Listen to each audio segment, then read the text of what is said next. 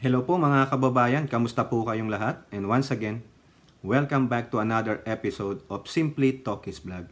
Ang pag-uusapan natin mga kababayan ay ito pong tungkol sa DepEd, no, sa mga guro, at ganun din po sa Pangulong Bongbong Marcos. Kasi meron po yatang gagawin ang ating Pangulong Bongbong Marcos. Again, maganda na naman to para sa ating mga kababayan. At mukhang I'm leaving on a jet plane. Mukhang magje-jet setter na naman ang ating Pangulo. Pero bago po tayo magpatuloy, tayo po ay magbibigay pugay sa lahat ng ating channel members, followers, subscribers, nagla-like at nagsishare ng ating mga videos at ganun din po sa nagsishare ng kanilang blessings through super chat, super stickers during our video premieres, and super thanks doon po sa mga nagre-replay ng ating mga videos. At ganun din po, salamat sa mga nagtatangkilik sa ating merch, no? Nandiyan po yung link ng ating store sa description ng ating videos, no? Maraming salamat once again and God bless you all. So, mga kababayan, just to give you a background, sinelebrate po ng iilan, no, yung EDSA commemoration of their katangahan noong 1986. Okay. So dito, sinabi ko sa inyo, ang ating pag-uusapan is about this DepEd. Kasi ang inyong DepEd Secretary, si BP Sara Tamilmil, ay mukhang she's leaning towards this mga dilawan. Original dilawan naman yan eh. 'Di ba? Meron po diyan mga quote card, no? Sa ito po, pakita ko lang saglit sa inyo. Pahapyawan lang natin ito. Ayan po, yung quote card na galing sa Impact Leadership. Yung kanya pong sinabi way back 2017 and then this current year, 7 years after, no? Oh, Roque, sino ang flip-flopper? Sino ang bumabalentong na? 'Di ba? Basahin niyo 'yan, no? Ano take niyo diyan? Actually, meron pa nga siyang statement dyan na binura na daw po pero nakakita po tayo ng kopya. Tingnan nyo, basahin nyo. No, hindi ko na po yan expound o bibigyan pa ng reaction. Ang tatanungin ko na lang, sino ang totoong flip-flopper? Yung po yun eh. Kung ano yung binabato doon sa taong binabatuhan ng mga salitang ganun, actually, sa kanila nangyayari yun. Experience nila yun. Eto, ikaw, Roque, di ba? Duterte, Burak, supporter ka nito, si Tamilmil. Ayan, tingnan mo, what a big difference 7 years after. At the same time, no, hindi ko na po expound yan, bahala na kayo dyan. Kasi marami na pong mga vloggers, influencer, ang nagtopic na yan. Alam nyo naman ang posisyon ko dito kay Tamilmil. Kaya nga tinatawag kong Tamilmil di ba? May issue siyang, may binigay siyang statement sa lahat ng issue except one and one alone, the West Philippine Sea. Until she give her statement or what is her position, her stance about our West Philippine Sea, about the bullying, the harassment of the Chinese dyan sa ating West Philippine Sea, hindi ko siya kakampihan. Kasi dito pa lang, busy ka pa lang, DepEd Secretary ka or co-vice chair ka ng NTFL ka, pero wala kang sinasabi sa ating soberenya dyan sa West Philippine Sea. Wala. Iisipin ko kakampi ka ng mga inchik. Yun naman ang nakikita ko kasi ang dami nilang, ulitin ko, dami lang sisterhood na Chinese city dun sa Davao. At maraming mga negosyanteng mga inchik, ng mga inchik hindi na Pilipino yan, dyan sa Davao. Di po ba? Most of their funders are from Davao. Baka malay nyo, sa 2028, China will influence the national election and they will put their own Manchurian candidate to win the presidential election. Yun lang po yung nasa isip ko, pero matagal pa rin yan. 4 years pa. 4 years pa ba? Tama po, 2028, di ba? Ito lang po. Kaya natin nasabi yan, no, yung kanyang flip-flopping about this EDSA. Kasi ito po, tingnan nyo. DepEd calls for school activities about EDSA. Ha? Ito po sabi dito. After Malacanang decided against marking the 1986 EDSA People Power Revolution as a holiday this year, Vice President Sara Tamilmil Duterte, as the Education Secretary, tried to keep the spirit of the 4-day revolt alive in all public school 38 years after it toppled dictator Ferdinand Marcos Sr. In a February 21st memorandum signed by Undersecretary Omar Romero, by authority of the Secretary, so meaning ayun, no? Si Tamilmil. Baka yan, next year, nandyan na yan sa rally ng mga dilaw. No? Yung kanilang paggunita daw sa EDSA Revolution ng mga katangahan nila. No? The DepEd encourage, now they are encouraging, kita nyo, public elementary and high school across the country to hold commemorative activities in honor of the February 22, 1986 to February 25, 1986 uprising. Kita mo yan? Do you have to commemorate that? Di po ba? I-commemorate mo yung katangahan. Ano sasabihin nyo sa amin? Because it gave us a democracy? Bakit? Wala bang demokrasya during that year? Nasa martial law pa ba tayo? Kailan nalip ang martial law? 1981. That is 5 years after, and you're still crying na wala tayong democracy, na yung rights ninyo ay nasuppress? Di sana kung ang rights nyo ay nasuppress, para na kayong North Koreans na talagang wala, minamanmanan kayo ng mga secret agent. It is just a false narrative, no, na ginawa ng mga antay na ito, na ang gusto lang ay sila ang maupo. No? Gusto nilang sila naman ang pumalit sa pagnanakaw sa kaban ng bayan. And people are blinded by it. Bakit? Kasi naratiba, inulit ng inulit ng inulit. Bakit may social media na ba noong time na yun? May internet na po noon. No? Nailabas na nasa publiko na ang internet. Dati, military lang ang may hawak ng internet. It was an intranet. Pero 1981, lumabas ang mga personal computers na develop ang internet for public consumption. Di po ba? Ibig sabihin, hindi consumption, for public use pala. Sorry naman, ginawa akong pagkain. Di po ba? Pero kung meron na bang TikTok, may Instagram, ano bang itsura ng cellphone nun? Di ba? Malayelo pa yan, parang walkie-talkie yan nun. Yung ganun. Di ba? Meron na bang Facebook? Wala. On this day of age, gawin mo yung 1986 people power ngayon, ididibang lang kayo. Di ba? Ang labanan ngayon, wala na dyan sa EDSA, nasa social media. Kaya itong mga to, pwede ba, tigil nyo na yan? Kung ako nga lang tatanungin, pangkalat lang kayo sa traffic Tapos nananawagan pa ang DepEd na alalahanin daw.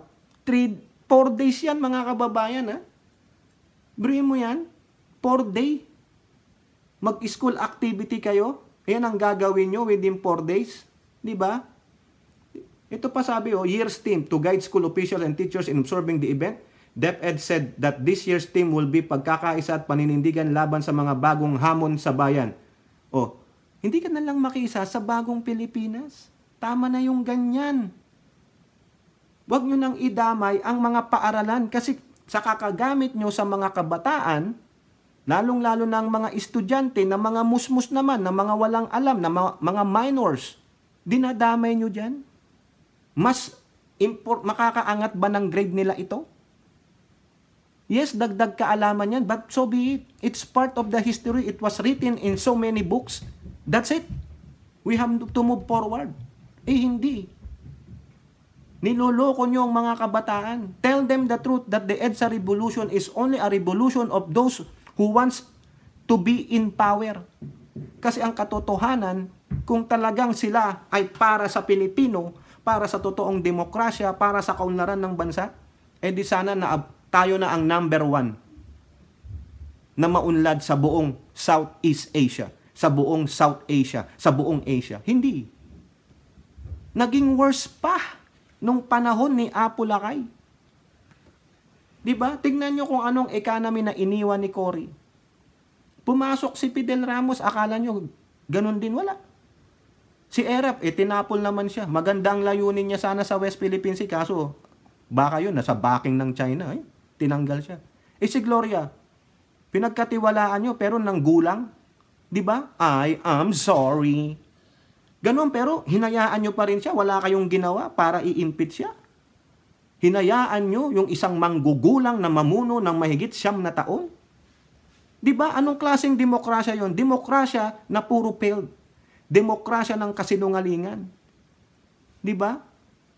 Inalis nyo yung tao na may magandang vision para sa mga Pilipino. Baka kasi nagpauto kayo. Hanggang ngayon, inuuto nyo ang mga musmos na kaisipan ng mga kabataan. Binubulag ninyo ang mga musmos na kaisipan ng mga kabataan. Kung pipede lang, kayo-kayo na lang. Ganun naman pala ang spirit of EDSA, democracy. Tinanggal natin ang dictatorship. Wala na eh. Wala na. And you also crafted a very flawed constitution. Di ba? 40 years. For almost 40 years. O 1987. Sabihin nyo, 35 years. Ano nangyari sa bansa natin? Yung internet nyo nga, napakabagal.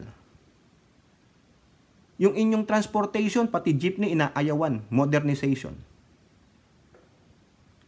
Infrastructure. Farm-to-market roads. Cold storage. Yung mga fishing vessels, fishing boats natin, ganun pa rin. Di ba? Nasa sinaunang panahon pa rin yung pamamaraan ng ating mga sasakyang pangingisda. Wala. Kung yung ibang bansa nakapag-develop na ng mga modern fishing vessels or boats, tayo nandun pa rin. Sa kanayunan, ganun pa rin ang kanilang pamumuhay. Di po ba? Di sana kung magaling kayo, sinabi niyong you toppled the dictator, Ferdinand Edwin Marcos Sr., sana napaunlad niyo ang bansang Pilipinas. Wala nang magdo-domestic worker, wala nang mga OFW na nagbubuwis buhay. Pati kinabukasan ng pamilya nila, nabubuwis. Dahil hindi sila kumpleto eh. Di sana wala ng Pilipinong lalabas ng bansa, iiwan ng bansa at ang pamilya. Wala eh. Dinagdagan nyo lang ang paghihirap ng mga Pilipino. Tapos sasabihin nyo, we toppled the dictator. Yun lang ang kaya nyong ipagmalaki sa amin until this day.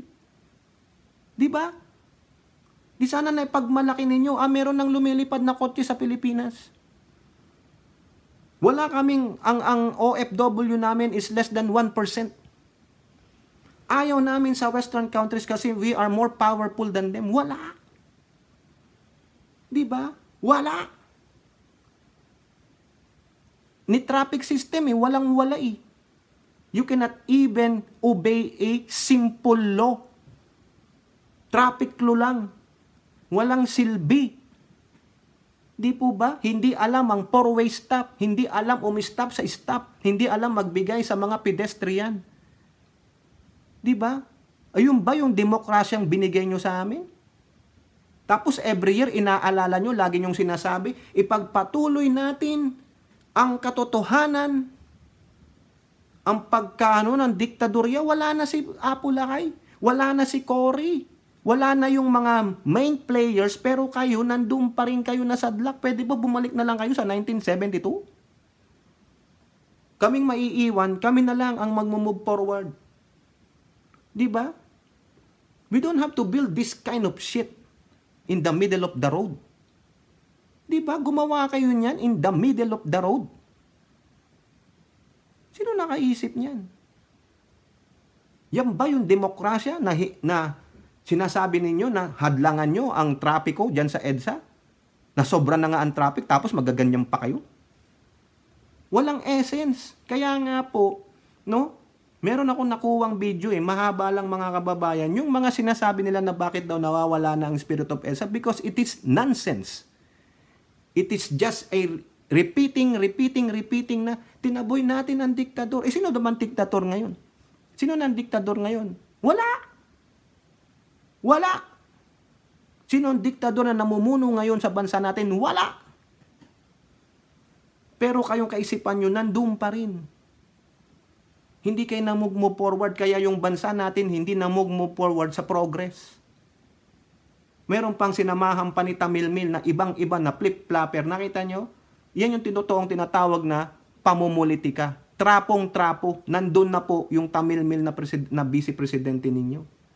Pero nyo, inuutusan niya pa yung eskwelahan. Ginamit nyo pa lalo ang eskwelahan. Gamit na gamit talagang mga kabataan. No? Ito, ini-encourage nyo silang maging ganyan. Ano mapapala nila dyan? Di po ba? Dapat ang ituro nyo dyan, yung tama, yung mga aralin nila. Hindi yan. Let it be written in the history, in the annals of history, and so be it. Di ba? Mag-move forward kayo. Ito pa, mga kababayan. No? Kaya, paano uunlad ang ating educational system? Paano mahuhubog ang ating mga mag-aaral sa tamang pag-aaral? Ito PhilStar. Teachers, academics, join growing movement versus charter change. So, tingnan nyo pati mga guro. Di ba? Mga aktivistang guro. If you have an activist teacher and administrator, what you gonna get? Di puro pag-aktivista na lang. Di po ba? Kasama dyan teachers, hindi ko na po babasahin ito. Nakita niyo naman siguro sa larawan, sino mga nandyan? Nandyan si Franz Castro. Ano ba yan? Sa kaalaman ng mga bata? Tulad na sinasabi ko, it is written in the annals of history in the books. Let it be. Let them read it. We have to move forward. Hindi. Mga teachers? Academics? Really? Ito. Tingnan nyo. Dahil sa kakaganyan ninyo, makibaka kayo, demokrasya kayo, ganito, ha? Mga utak ano kayo? Tingnan nyo, PhilStar ulit. Inadequate teacher training for catch-up Fridays stalls reading progress. DepEd, ano nangyari? Ikaw, Sara Duterte, di ba ito sa'yo to? Isa sa mga proyekto mo to? Para yung mga bata na mga 10 years old and above na hindi pa marunong magbasa ay makakatch up, makahabol. Ano nangyari? Inadequate, kakulangan ng training sa mga teacher para sa catch up progress. Kulang. Wala silang training. Proper guidance. Nasaan ang budget? Kailan nagtitraining?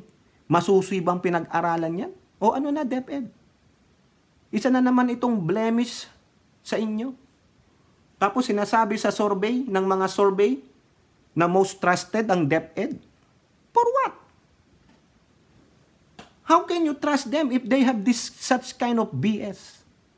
Inadequate. Hina-high blood tayo dito. Magandang programa. No, yun pala sa papel lang. No, sa picture lang. Pero in reality, in actuality, wala. Ayan, lumabas Inadequate. Kakulangan sa training ng mga guro para sa Catch-up Friday, wala. Kaya ang reading progress ng mga bata, nahinto, natigil, stall nga, di ba? Stall, nahinto, hindi gumagalaw. So what? Wala rin. Maganda lang sabihin, pero in actuality, walang nangyayari. I-report ba to kung walang katotohanan nito? Teachers' lack of in-depth training on how to help struggling readers weakens the impact of the Department of Education Catch-up Fridays program according to the initial assessment of the Second Congressional Commission of Education o yung EDCOM 2. Tingnan nyo, pinag-aralan na ng EDCOM, their assessment.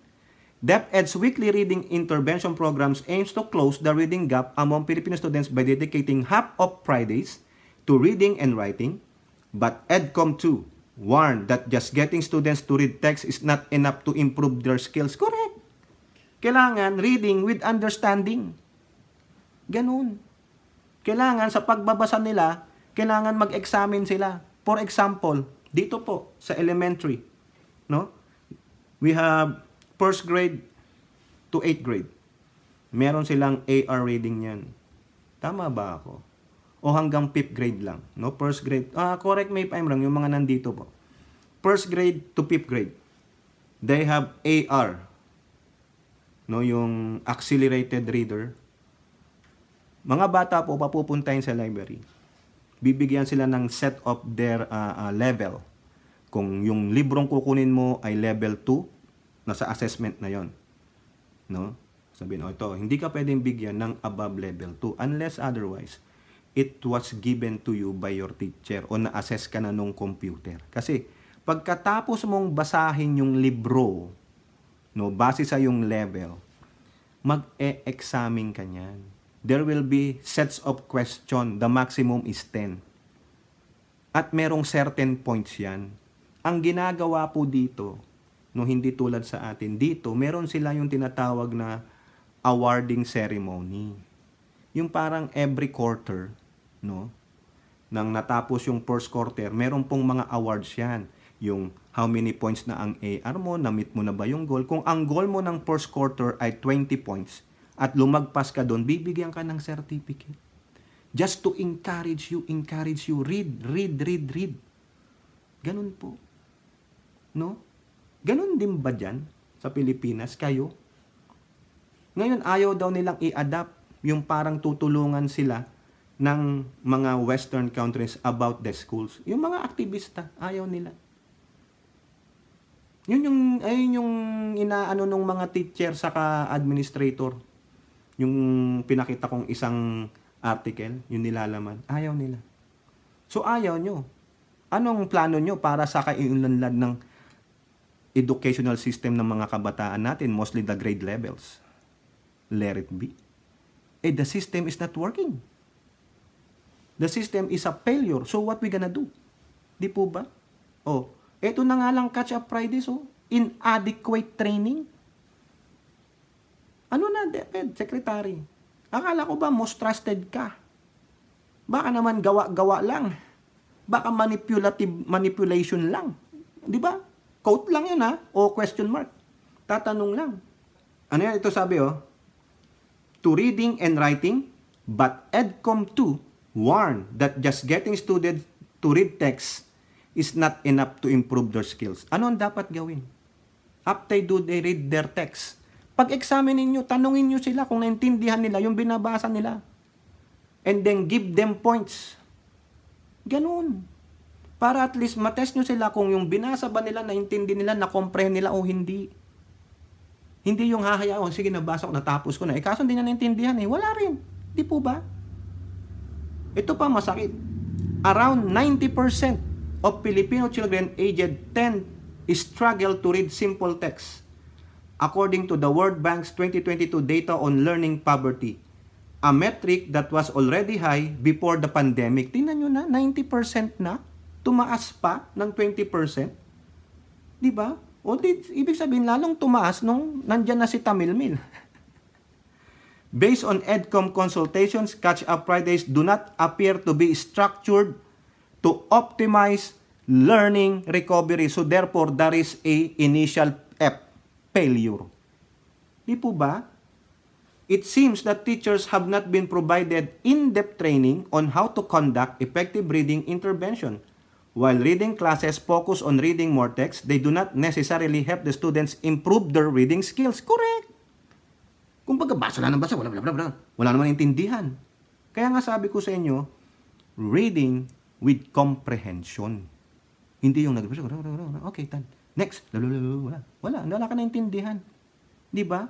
Kailangan yung mga teacher din, no? Dapat binigyan nyo ng mahabang panahon na training on what they gonna do. Baka sinalang nyo lang sila dyan. Tatanong lang, di ba? Yan ang assessment ng EDCOM ng EDCOM. Ito pa.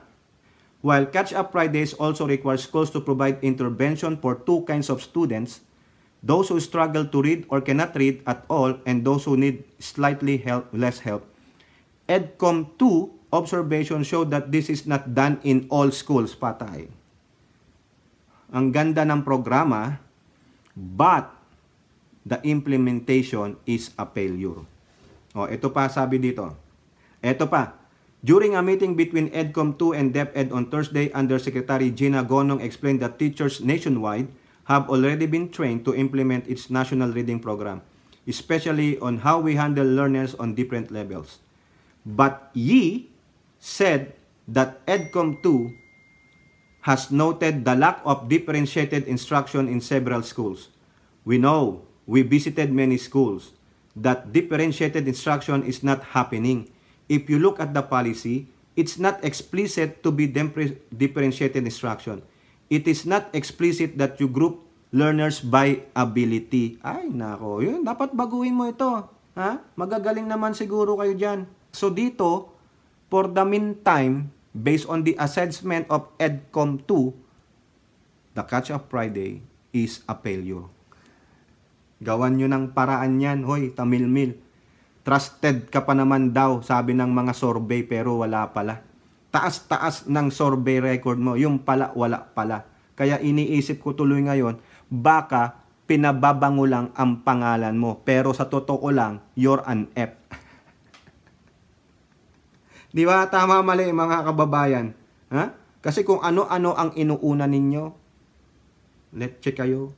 O, eto pa. Ito magandang balita. Ha? Philstar ulit. US aid allots 1.6 billion pesos for Philippines higher education. Ayan. The US Agency for International Development has launched a 1.6 billion pesos o $30 million program that will help the Philippines higher education system become more globally competitive. Launched on Tuesday, the US-Philippine Partnership for Skills, Innovation, and Lifelong Learning, or UPSkill, program will run for 5 years. The program was announced during President Marcos' visit to White House in May last year. O, tignan nyo. Yang foreign trip na yan, ha? Na ginagago ng mga dilaw, ng mga burak supporter ni Duterte, yung pala nagbunga para sa ikabubuti ng ating mga higher education students. O, kita nyo? Binabastos nyo, ginagago nyo, sabi nyo trip-trip lang, gastos lang. O ito, $30 million, approximately 1.6 billion pesos for the benefits of our students, our kids in higher education. Kita nyo yan? Under the UPSkill program, U.S. universities, Philippine government agencies, and private sector partners will work together to strengthen higher education through faculty and staff training, improvements in the curriculum, and conduct of more community outreach and technology transfer, according to the U.S. Embassy in Manila. This program is implemented by Nonprofit Research Institute, RTI International, through a consortium of U.S. universities, including the Arizona State U, dito yan, MIT, the Massachusetts Institute of Technology, and North Carolina Agricultural and Technical State University, with Philippine partners such as Education.ph and Philippine Business for Education. It aims to improve Filipino graduates' qualification to meet the labor market's changing needs and enhance linkage between U.S. and Philippine universities. Ayan. So, basahin nyo na lang yung iba dito, no? At least ito, it will benefit our higher education students. Probably yan, mga university students. Nung panahon nga namin sa Adamson, no? Computer science graduate ako. Pero yung mga gamit naming mga lumang-luma. Lumabas yung Windows 95, 1995, wala. Naka-DOS base pa rin yung iba sa amin sa school. Wala eh. Kaya dapat ito talaga, kung ano yung emerging trend ngayon, dapat yun ang itinuturo sa school, lalo na sa computer technology. Kung nagpa-Python programming na, ganon, ang i-provide ng school, hindi yung luma. Kasi dahilan nila, hindi ang tinuturo namin sa inyo yung basic skills. May paglabas namin, yung mga katulad naming estudyante na hindi taga-Adamson, yung mga taga-magbibigating school. Mas advanced sila kasi na-provide yung kanilang needs. Kami hindi competitive. Sila talagang pasok na pasok, may kapit pa. Kaya kailangan ako, mag-aral ako eh. No? Natuto lang ako ng Windows programming nung nagtatrabaho na ako. Grabe mga kababayan, no? Diba? Noong panahon ko, DOS-based programming, no? Siguro yung mga nakakaalam niya, pati machine language programming, nalaman ko yun. Yung mga move, yung mga DX na ganyan. Paglabas mo naman ng industry mo, 1990, 6, wala na, walang ganun. Lahat naka-window base. Ha? Di ba?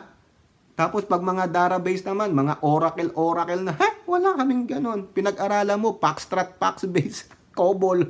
Ala. Paano ka maging competitive? Paano ka makakasabay sa ganung kompetensya? Wala. Di ba? Kaya, kailangan mo pang mag-aral sa labas. Anong show pa? Basic lang daw.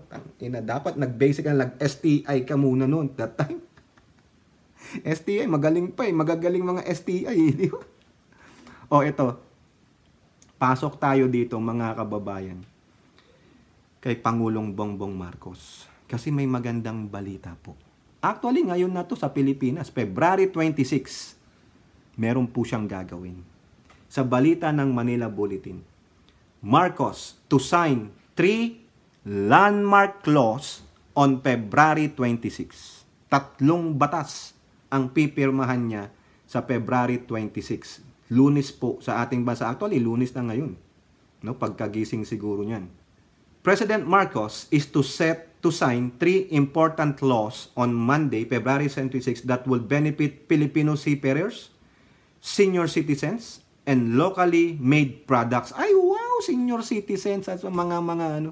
In a letter from the Presidential Legislative Liaison Office to the House of Representatives, Marcos is set to sign the Magna Carta of Filipino seafarers in a ceremonial signing in Malacanang on Monday.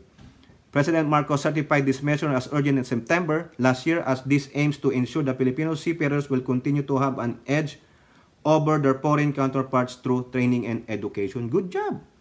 It covers Filipino seafarers who are employed or engaged or work in any capacity on board foreign registered ships and Philippine registered ships operating internationally. The measure seeks to address the lack of domestic laws vis-a-vis the country's compliance with international maritime standards and the seafarers' rights and welfare. O, narinig niyo yung vis-a-vis, di ba? Vis-a-vis. No, tama ba yan? No? Ano ibig sabihin yan, mga kababayan? Face to face. Face to face daw. O, pag narinig niyo yung word na vis-a-vis, o yan. Tama ba yung pronunciation natin? Quote, this is to address recurring deficiencies in the domestic laws pertaining to the training and accreditation of thousands of Filipino seafarers. Kung maalala nyo, di ba? Dapat maraming mga seaman natin o seafarers ang mawawalan ng trabaho kasi nagpatupad po ang European Union na hindi updated yung kanilang mga trainings o whatever certificate. Kaso nakiusap po ang Pangulo. Nakiusap siya sa European Union, mismong presidente nung pumunta po siya dyan sa Europe. Pumayag naman po ang sabi, basta asikasuhin ninyo. Kasi matagal na po pala yan. Matagal nang sinabi, panahon pa yata ni Panut, na kailangan nang i-update ang mga ng mga seafarers Pilipino. Kaso walang ginagawa. Kaya ang ginawa ng Pangulo, kinausap, pinagbigyan, ayan na. Diba? At I think ina-upgrade na rin po nila yung mga kung saan dapat mag-training ng latest ang mga seafarers natin para maka-adapt sila dyan sa European laws on regarding the seafarers. Ang dami kayang mga seaman dyan, ano? Kaya kawawa, kaya laking pasalamat ng mga seafarers kay Pangulong Bongbong Marcos eh. Kasi patuloy silang nakakapagtrabaho because of a strong ties. Naniwala sila kay Pangulong Bongbong. Ayan, di ba? Hindi sila pinabayaan.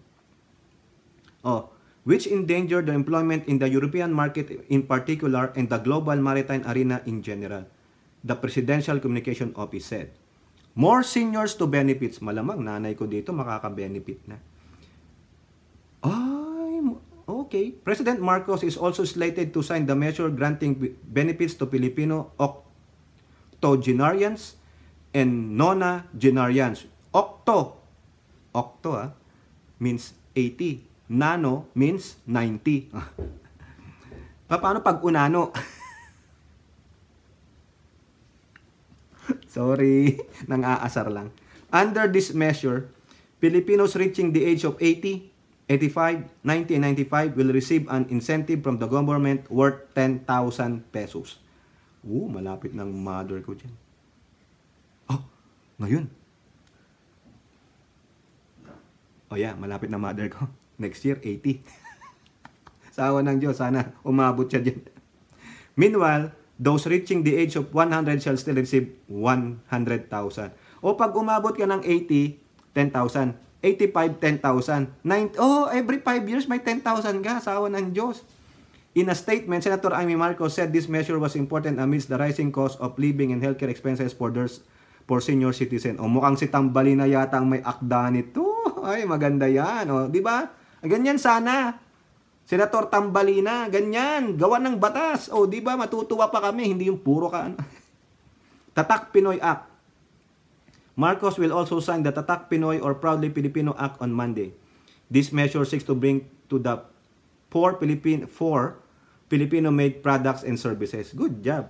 In a statement, House Speaker Martin Romualdez said that the Tatak Pinoy Act is a crucial step towards transforming the economy by encouraging collaboration with the private sector and enhancing the competitiveness of local enterprises. Correct naman yan.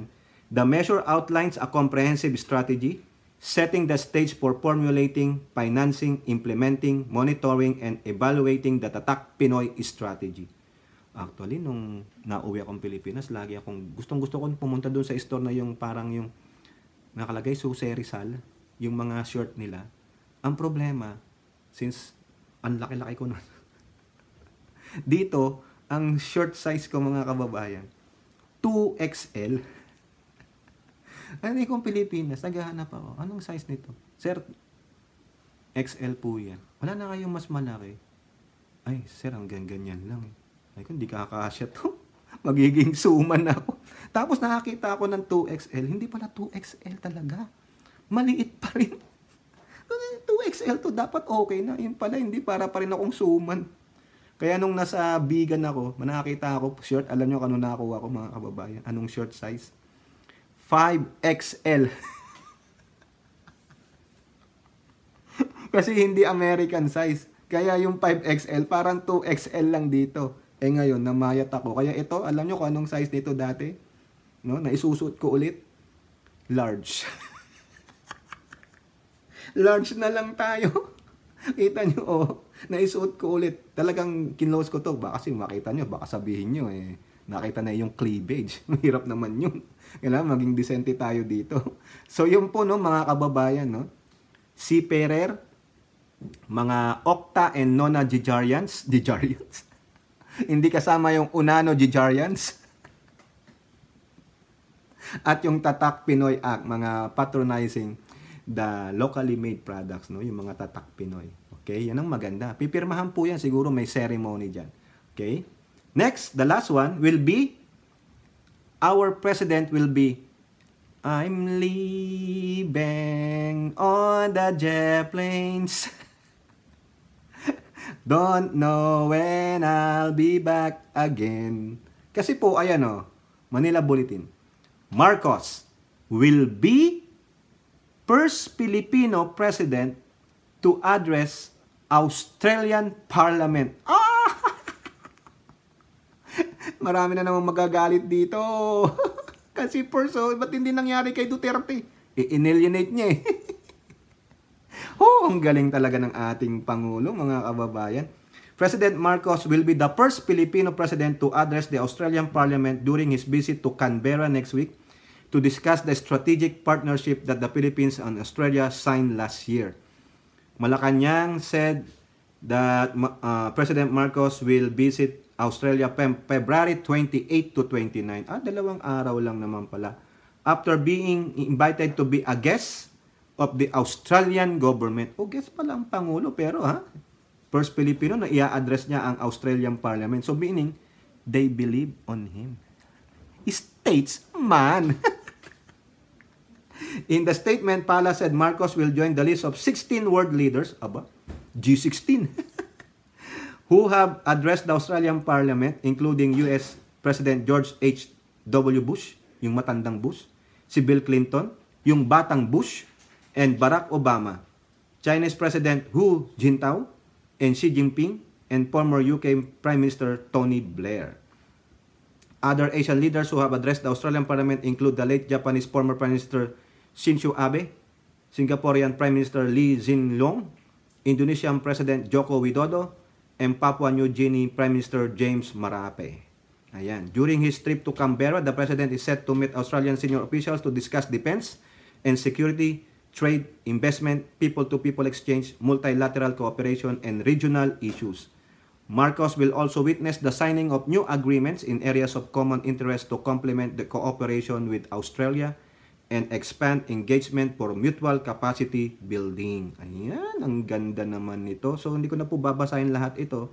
At least ang ating presidente will be the first Filipino president to address the Australian Parliament. So, anong kahalagahan yan? At least kinikilala na ang kagalingan ng isang Filipino president. Biruin nyo, hindi lahat ng world leaders nakakapunta dyan, iniimbitahan. Meaning, if you are invited there, you are one of those magagaling. You are one of a kind. A great one. So, naman kayo. Bahala kayo mag-isip, no? Bakit hindi inibitahan si Duterte? Inaway niya eh. Baka mamaya sasabihin niya, FUCK. Kayo po mga kababayan, hanggang dyan na lang po. Comment down below and don't forget to like and share. Hope to see you on next videos. Bye-bye. God bless.